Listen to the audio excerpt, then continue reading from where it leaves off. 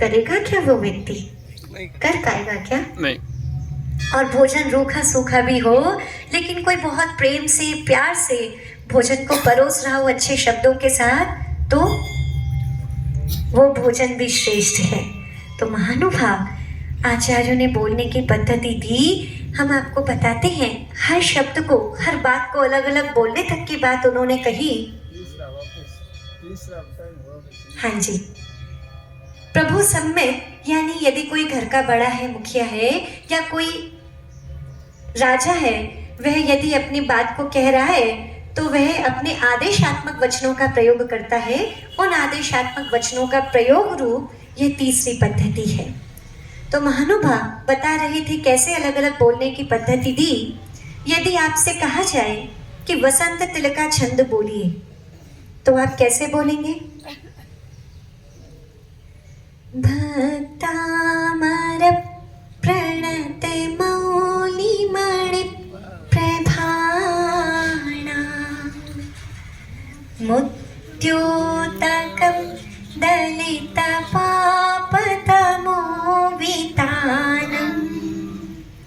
यदि आपसे कोई कहे कि आप शिखरणी छंद बोलिए, तो कैसे बोलेंगे? यदि ये चैतन्ये मुकुरैव भावाश्चिदचितः। यदि आपसे कोई कहे कि आद्य छंद बोलिए, तो कैसे बोलेंगे? नमो अरिहंताणं, नमो सिद्धाणं, नमो आर्याणं, नमो अच्छायाणं, नमो लोय सव्वसाहूणम्। हर चीज को बोलने की पद्धति दी है। अपने यहाँ छंद व्याकरण है, छंद शास्त्र है। शिखरणी छंद, वसंत तिलका छंद, भुजंग प्रयात छंद, गीतिका छंद, हरि गीतिका छंद, सखी छंद, पायता छंद, मालिनी छंद, हरिणी छंद, द्रुत विलंबित छंद, ना जाने कितने कितने प्रकार के छंद हैं। और तो और आचार्य श्री ने एक सर्वतोभद्र नामक विधान लिखा था। उसी विधान में लगभग 99 प्रकार के छंदों का प्रयोग किया, और हर छंद को बोलने की पद्धति अलग अलग है। इतना ही नहीं, हर छंद को बोलने का प्रभाव भी अलग अलग है। व्यक्ति के स्वास्थ्य पर, व्यक्ति के मन और मस्तिष्क पर हर छंद का अलग अलग प्रभाव पड़ता है। इसी तरह आपने नाम सुना होगा, जिन्होंने संगीत आदि में कभी कुछ सुना हो, मालकोष, भैरव इत्यादि प्रकार के जो राग होते हैं, उन रागों को भी किस समय पर कौन सा राग किस बीमारी को दूर करने में सहायक होता है, यह सब भी आचार्यों ने विवेचन किया। महानुभाव, बोलने की पद्धति हमारे पास से, आचार्यों के पास से हमारे पास आई। और महानुभाव, सच तो ये है कि व्यक्ति की वाणी ही उसके व्यक्तित्व का पैमाना है, उसके व्यक्तित्व को दिखा देती है।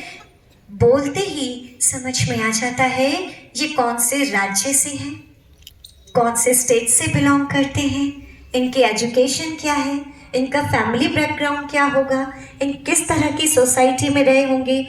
ये सब सामने वाले के शब्दों से समझ में आ जाता है। और इसीलिए किसी ने कहा है कि इंसान एक दुकान है और जुबान उसका ताला। ताला खोलने पर ही पता लगता है कि दुकान कोयले की है या हीरो की है।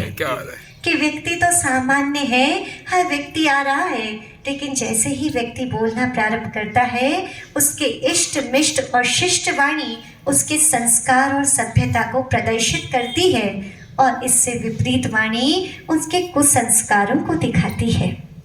तो महानुभाव, इष्ट मिष्ट शिष्ट बोले, इष्ट मिष्ट शिष्ट ही सुने। पूज्य गुरुदेव कहते हैं कि मन चाहा बोलने वाले को अक्सर अनचाहा सुनना पड़ता है। जो व्यक्ति जैसा मन में आया वैसे बोल दिया, तो बोले फिर सामने वाला भी स्वतंत्र है, वह भी कैसे भी बोल सकता है। यदि आप इष्ट मिष्ट शिष्ट सुनना पसंद करते हैं, तो कैसा बोलना शुरू करें? इष्ट मिष्ट शिष्ट। महानुभाव, पहले तीर्थंकर भगवान आदिनाथ स्वामी की आयु आप लोग जानते हैं?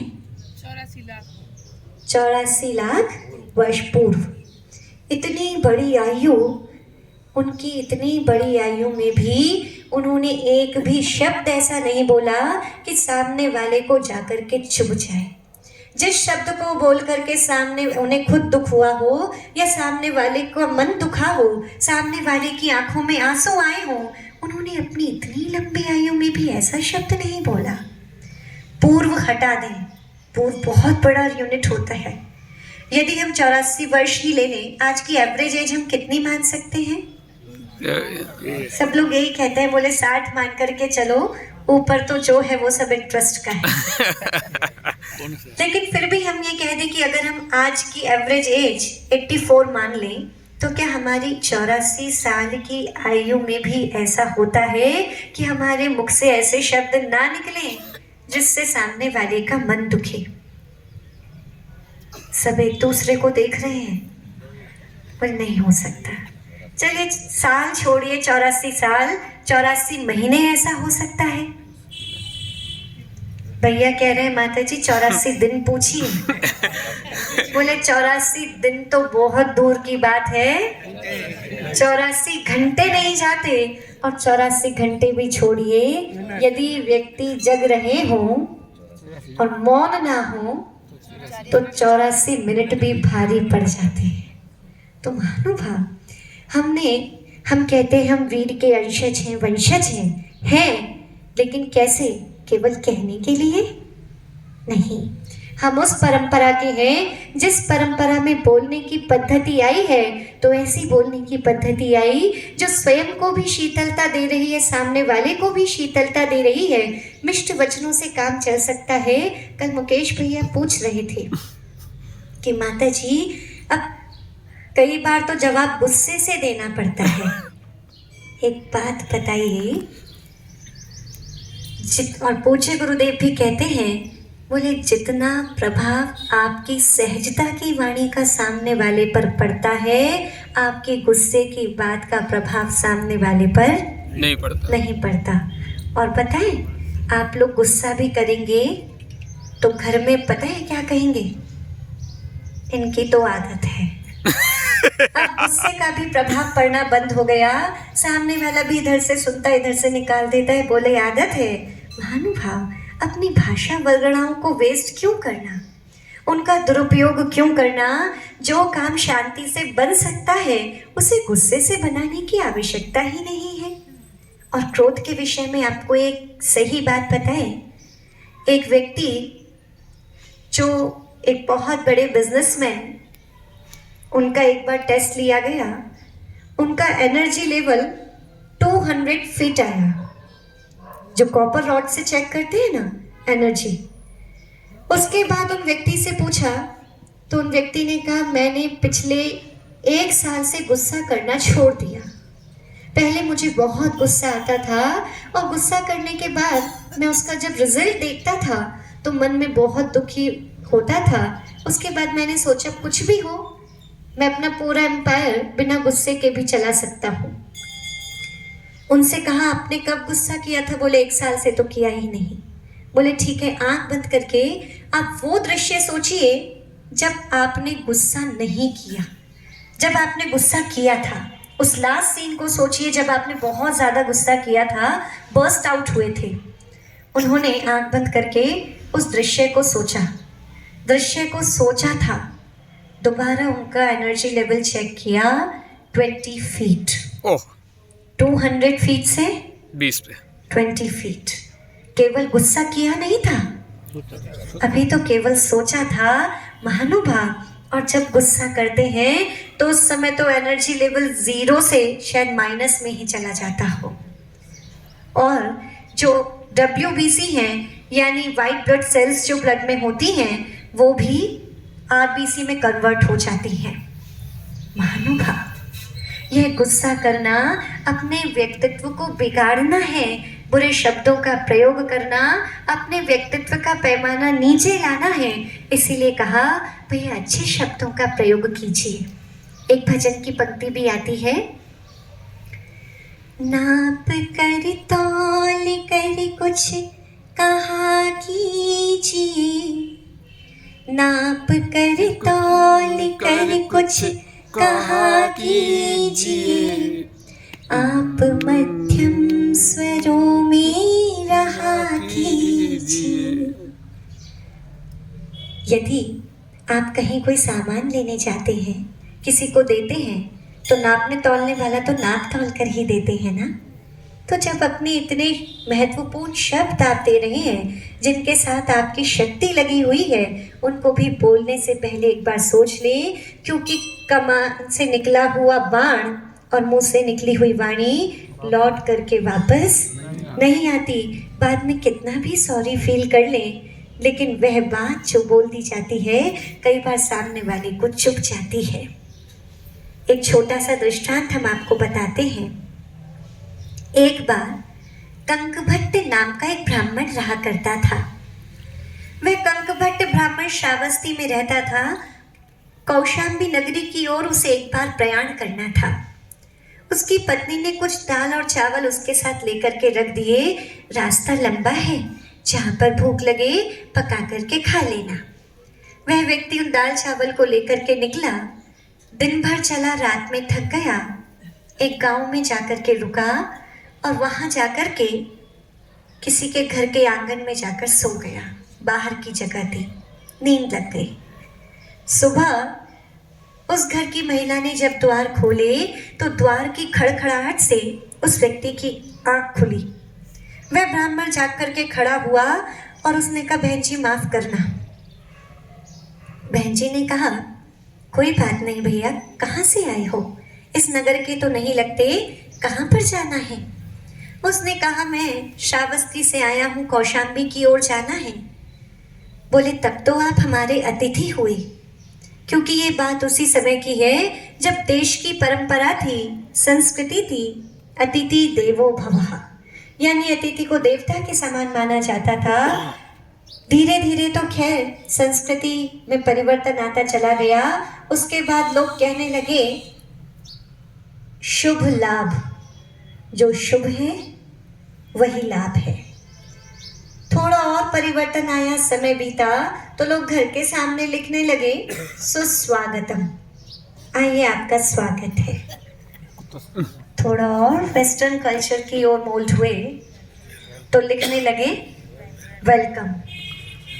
थोड़ा सा और आगे बढ़े तो आजकल तो हम भी देखते हैं, घरों के आगे लिखा होता है, beware of dogs. No welcome, कोई शुभ लाभ नहीं। तो सामने वाला भी, कई बार हम बिहार में चल रहे थे तो एक पीछे से आवाज आई, कोई व्यक्ति बोले इस घर में और कोई रहता है या नहीं? कुत्ते रहते हैं। महानुभाव। तो वहां पर उस महिला की वह संस्कृति का पालन करते हुए उसने कहा, भैया बताइए मैं आपकी क्या मदद कर सकती हूँ? बोले, आप यदि कर सकते हैं तो एक काम कर दीजिए, मेरे पास दाल चावल है, आप इन्हें पका दीजिए। बोले, भैया दाल चावल तो आपके आगे काम आ जाएंगे, आप अंदर आइए, मैं आपके लिए यहीं से बना देती हूँ। उसने सम्मान पूर्वक उस ब्राह्मण को, कंकभट्ट को स्थान दिया और स्वयं एक भिगोने में लेकर के पतीले में वह दाल चावल डाल करके पकाने लगी। इतने में ही वह व्यक्ति देखता है, कंकभट्ट ब्राह्मण, कि उसके घर में ही, पहले के जो गांव के घर होते थे, अंदर ही बड़ी बड़ी गौशाला सी भी होती थी। तो अंदर ही उसका पशुधन था। वह देखता है कि एक भैंस जो उसमें प्रवेश कर रही थी अपने स्थान पर गौशाला में ही, तो वह थोड़ी सी अच्छी थी, हेल्थ उसकी अच्छी थी, तो वो थोड़ा सा टेढ़ा मेढ़ा होकर के, सींग टेढ़े मेढ़े कर करके अंदर चली गई। गेट थोड़ा छोटा था। कंकभट्ट ने ये देखा तो बोला, बहन जी एक बात कहूँ? बहन जी ने कहा, भैया पूछते क्यों हो, कहिए। बोले, बात ये है, ये जो आपकी गौशाला है उसका द्वार बहुत छोटा है। अभी अभी मैंने एक भैंस को अंदर जाते हुए देखा, थोड़ी सी वह तंग जगह रह गई। यदि आपकी वह भैंस अंदर गौशाला में मर गई तो? उस महिला को लगा, भैया सुबह सुबह बैठ करके कैसी बात कर रहा है, मेरी सबसे प्रिय भैंस है, सबसे ज्यादा दुग्ध भी देती है। उस महिला को थोड़ा बुरा तो लगा, किंतु चुपचाप बैठ गई। थोड़ा समय व्यतीत हुआ ही था कि तब तक बेटा आ गया। माँ के चरण स्पर्श करता है, आशीर्वाद लेता है। माँ, हमने जो पिताजी के गले का काम था उसको बंद कर दिया और कपड़े का एक बहुत बड़ा शोरूम खोला है। आसपास के 20 गांव नगरों में भी ऐसा शोरूम नहीं है। लगभग 5 करोड़ की लागत लगा करके वह शोरूम बनाया है। माँ ने कहा, अच्छा, बहुत अच्छा बेटा, खूब तरक्की करो। बेटा चला गया और ये सारी बात कौन सुन रहा था? ब्राह्मण कंक भट्ट। वह कंक भट्ट कहता है, बहन जी एक बात कहूँ। बहन जी का मन तो नहीं था कि कहे, पर फिर भी वे कुछ बोला नहीं। बहन जी ने कुछ उत्तर नहीं दिया तो कंक भट्ट बोला, बहन जी आपके पति का जो काम था ना गल्ले का, वो काम बहुत अच्छा था। उसने कहा, क्यों भैया? बोले, दरअसल बात ये है, आपके बेटे ने कपड़ों का शोरूम बनवाया है। अगर उसके कपड़ों के शोरूम में आग लग गई तो? अब तो वह कंकभट्ट ब्राह्मण को देख करके महिला को बहुत गुस्सा आता है, दांत मिसमिसाती है, उसकी तरफ पीट करके बैठ जाती है और थोड़ा भिगोना पटक देती है। ये क्या करूं, सुबह सुबह कोई ऐसे शब्द बोले जाते हैं। उसने कहा, कोई बात नहीं, समय देखा। बोले, और 5-7 मिनट की बात है, चला जाएगा। इतनी ही देर में सेठानी की बहू आ गई, उस महिला की बहू आ गई। वह आकर के नव विवाहिता थी, उसने आकर के अपनी माँ के चरण स्पर्श किए और चरण स्पर्श किए तो उन महिला ने अपने आभूषण देते हुए कहा, बेटा ये हमारे कुल परंपरा के आभूषण हैं। ये मैंने तुम्हारे नाप की चूड़ियाँ इत्यादि सब आभूषण तुम्हारे नाप के करा दिए हैं और हमारे यहाँ नई बहू को यही दिया जाता है। उसने माँ का आशीर्वाद लिया और बहू वहाँ से चली गई। लेकिन ये सब दृश्य कंक भट्ट देख रहा था। उसने देखा, बोला, बहन जी। अब बहन जी ने सोचा बस ये कुछ बोले ना, लेकिन फिर भी वो कहाँ मानने वाला था। उसने कहा, बहन जी आप अपनी बहू के लिए नए आभूषण बनवा देती तो अच्छा रहता। बोले, भैया हमारे कुल के आभूषण हैं। बोले, कुल के तो ठीक हैं, आपने तुड़वा करके अपनी बहू के नाप के कराए, अगर आपकी ये बहू मर गई तो? अब तो उस महिला को बहुत गुस्सा आया कि मेरे बेटे के अभी 15 दिन पहले शादी हुई है और इस प्रकार के शब्द बोल रहा है। उसने भिगोना उठाया, जो कच्ची पक्की सी खिचड़ी थी, ब्राह्मण की झोली कराई, उसमें डाल दी। बोले, सामने का द्वार, बाहर निकलने का द्वार वो है। वह ब्राह्मण अपना सिर खुजाता हुआ एक हाथ से झोली पकड़ करके घर के बाहर जाने लगता है। क्योंकि खिचड़ी पूरी पकी नहीं थी तो जो उसका पानी था वो टपक रहा था। वह जैसे ही अपनी झोली लेकर के निकलता है, सामने चौपाल पर कुछ लोग बैठे हुए थे। उन्होंने कहा, भैया ये तुम्हारी झोली से क्या टपक रहा है? वह बोला, कुछ नहीं। बोले, नहीं कुछ तो टपक रहा है, हमें तो दिख रहा है। बोले, नहीं नहीं ऐसा कुछ नहीं। बोले, बताओ तो सही। कंक भट्ट कहता है, भैया दरअसल बात ये है, ये और कुछ नहीं, मेरी जीभ का जहर टपक रहा है। महानुभाव, जब व्यक्ति की वाणी मिष्ट होती है तो सम्मान प्राप्त करता है, और यदि विष भरी वाणी होती है, कुत्सित या कुवचनों का प्रयोग करता है, तो हर जगह से अपमान ही प्राप्त करता है।